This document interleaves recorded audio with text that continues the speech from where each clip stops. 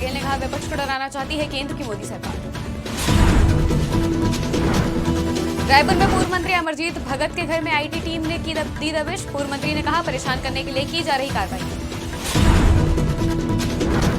जगदलपुर में नक्सलियों ने सीआरपीएफ कैंप पर किया हमला। हमले में 3 जवान शहीद, कई जवान हुए घायल। बेमेतरा में पुलिस अधीक्षक के नेतृत्व में समाधान कैंप का आयोजन। समाधान कैंप में लोगों को कानून के बारे में दी गई जानकारी। अंबिकापुर में किशोरी से गैंगरेप का मामला। शादी समारोह से उठाकर ले गए जंगल। 2 नाबालिगों समेत 5 ने किया दुष्कर्म। नमस्कार, स्वागत है आपका आज की खबर में। मैं हूं आपके साथ महिमा शर्मा। रुक करते छत्तीसगढ़ की बड़ी खबरों की ओर। छत्तीसगढ़ के पूर्व मुख्यमंत्री भूपेश बघेल दिल्ली, बंगाल और बिहार दौरे से लौट आए हैं।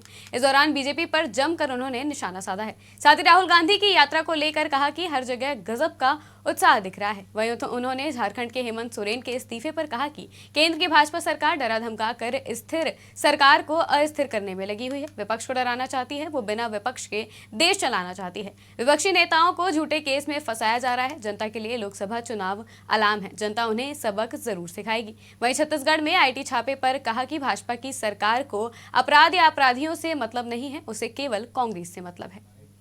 राहुल जी की जो यात्रा है ज़बरदस्त सफलता मिल रही है।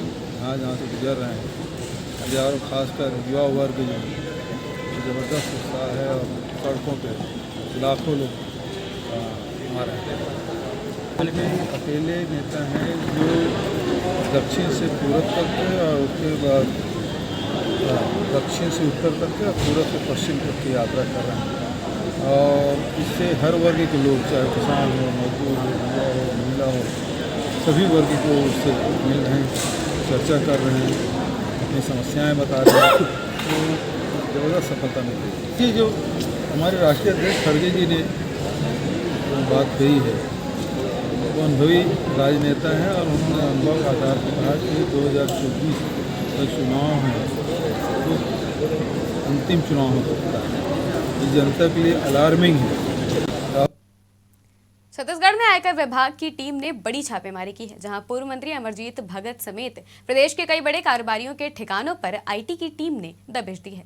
वहीं पूर्व मंत्री अमरजीत भगत के अंबिकापुर व रायपुर घर पर चल रही आईटी की कार्रवाई के बीच अचानक डॉक्टरों की टीम पहुंची। बताया जा रहा है कि पूर्व मंत्री अमरजीत भगत की तबियत बिगड़ गई थी, जिसके बाद डॉक्टरों की टीम रूटीन चेकअप करके चली गई। वहीं जो हेल्थ चेकअप के लिए टीम अमरजीत के घर पहुंची थी, वो फैमिली डॉक्टर की टीम बताई जा रही है।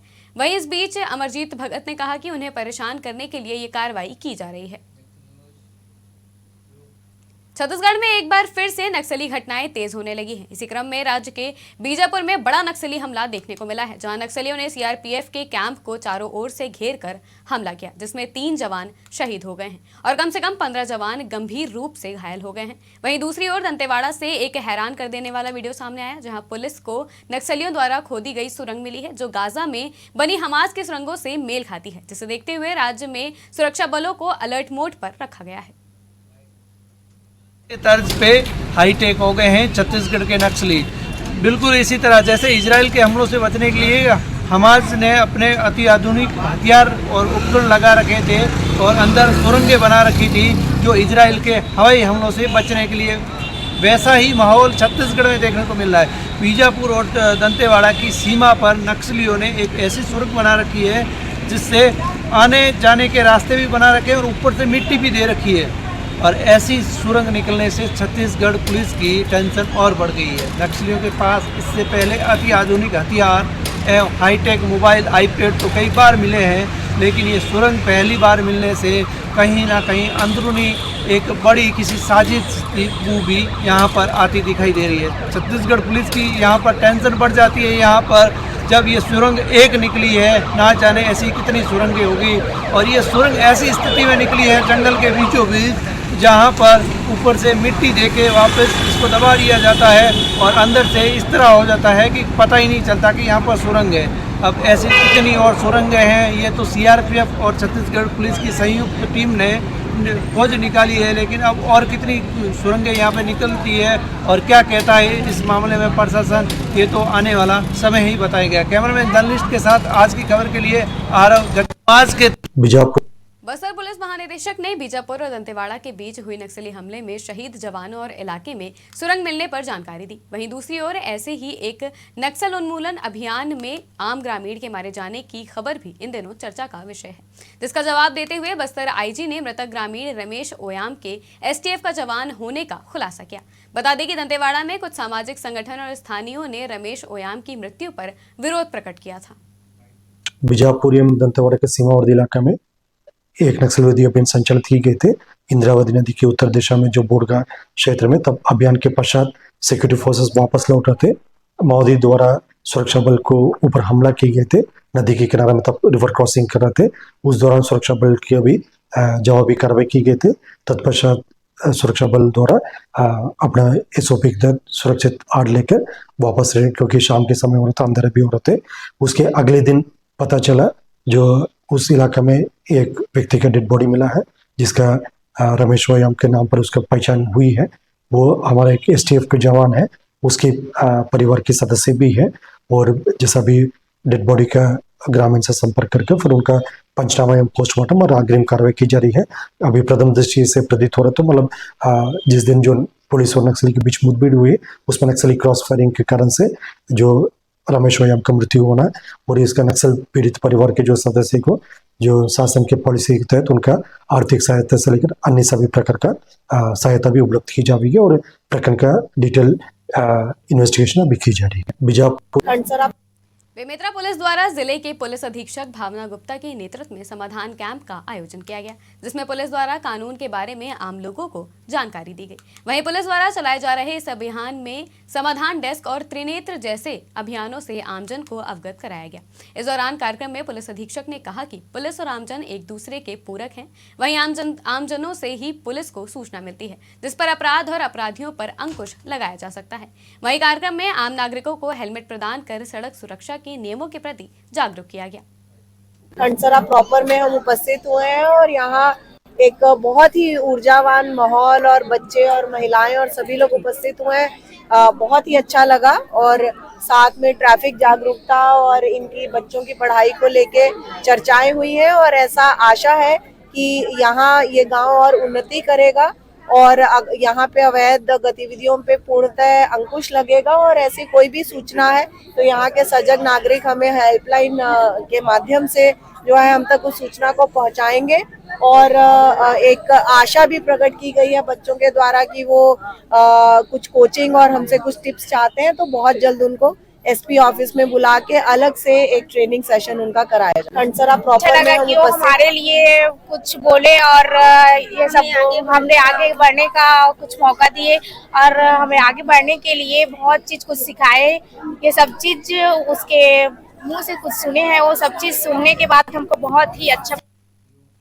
अंबिकापुर जिले से शर्मसार कर देने वाली एक खबर सामने आई है, जहां एक किशोरी के साथ 5 लोगों ने सामूहिक दुष्कर्म किया है। जानकारी के मुताबिक शादी समारोह में शामिल होने गई किशोरी को आरोपी उठाकर जंगल की ओर ले गए, जहां सुनसान और घने जंगलों के बीच 5 आरोपियों ने एक एक कर किशोरी के साथ दुष्कर्म किया। वहीं पुलिस ने परिजन की शिकायत पर आरोपियों के खिलाफ मुकदमा दर्ज कर लिया है, जिसमें पुलिस ने 2 नाबालिगों समेत 4 आरोपियों को गिरफ्तार कर लिया है। वहीं एक आरोपी फरार है। फरार आरोपी की तलाश में कोतवाली पुलिस जुटी हुई है।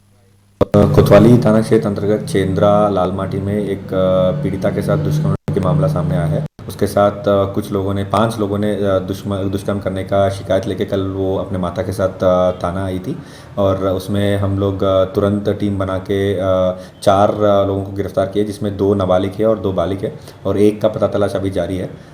जिनको गिरफ्तार किया है उनके खिलाफ 376 डी और पॉक्सो सेक्शन 6 के तहत एफआईआर पंजीबद्ध किया गया है और उनको आज विधिवत न्याय के रिमांड पर भेजा जा रहा है।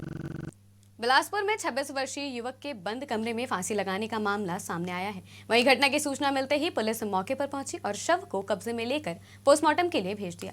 वहीं घटना की जानकारी देते हुए थाना प्रभारी ने बताया कि ग्राम निरतू से फांसी लगाने की सूचना मिली थी, जिस पर मौके पर पहुंचकर देखा तो एक युवक की लाश फांसी के फंदे पर लटकते हुए मिली। वहीं परिजनों से पूछताछ के दौरान पता चला कि मृतक का नाम योगेश्वर पटेल है, जो कि नशे का आदी था।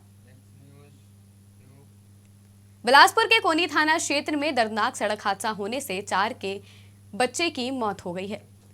मामले में स्थानीय लोगों ने आक्रोश जताते हुए सेंद्री बाईपास में चक्का जाम किया। वहीं मौके पर पहुंची पुलिस ने ट्रक और ट्रक चालक को अपने कब्जे में लिया है।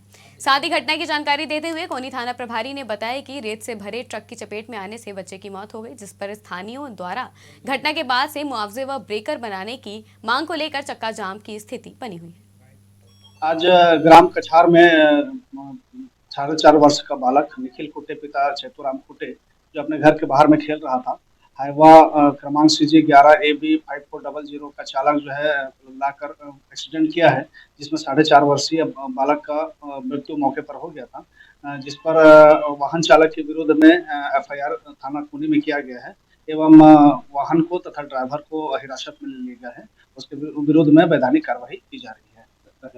आज ग्राम कछार में 4.5 वर्ष का बालक निखिल कुटे पिता कुछ ही खबर जगदलपुर से है, जहां एक तरफ इलेक्ट्रिक स्कूटरों की मांग लगातार बढ़ती जा रही है, जिसके चलते इलेक्ट्रिक स्कूटर के कई सेगमेंट को कंपनियां लॉन्च कर रही हैं। वहीं जगदलपुर के एक डीलर द्वारा गुणवत्ताहीन इलेक्ट्रिक स्कूटर बेचने का मामला सामने आया है। बता दें कि जगदलपुर मुख्यालय के पास ग्राम लामनी के निवासी एकनाथ पटेल ने स्थानीय डीलर अग्रवाल ऑटो डील से एक इलेक्ट्रिक बाइक खरीदी थी, जिस पर डीलर द्वारा बाकायदा 1 वर्ष की गारंटी भी दी गई थी। लेकिन गाड़ी के 1 महीने में ही खराब होने की वजह से शिकायत किए जाने पर डीलर ने साफ इनकार कर दिया और कहा कि गारंटी में नहीं आएगी, पेमेंट करना पड़ेगा।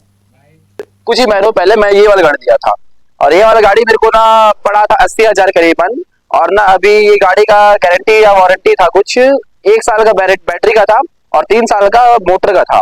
तो अब ये गाड़ी खराब हो गया है और चल भी नहीं रहा है ढंग से, और मैं इस दुकान पे लेके आया हूँ तो बना नहीं रहे और बोलते हैं बनाने दिया, एक बार खराब हुआ चलो मैं बनवा लिया, दूसरी बार खराब हुआ चलो मैं इनके पास आया तो क्या बोलते हैं कि उनके पास जाओ और लड़ाई करो जहाँ पे ये बनाने दिए थे। मैं जहाँ से गाड़ी लिया था वही बनेगा ना, या फिर दूसरी जगह जाके मैं लड़ाई करूंगा।